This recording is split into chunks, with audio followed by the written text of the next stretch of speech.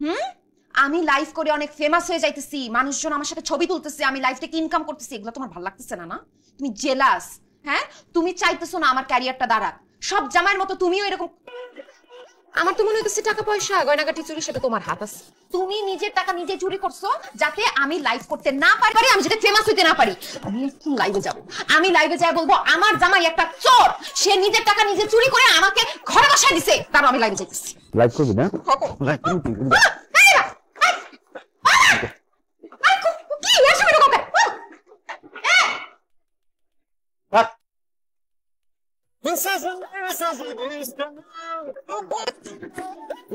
জয়নাল, এই জয়নাল, আরে বাথরুমের মধ্যে আটকে রাখছো কেন?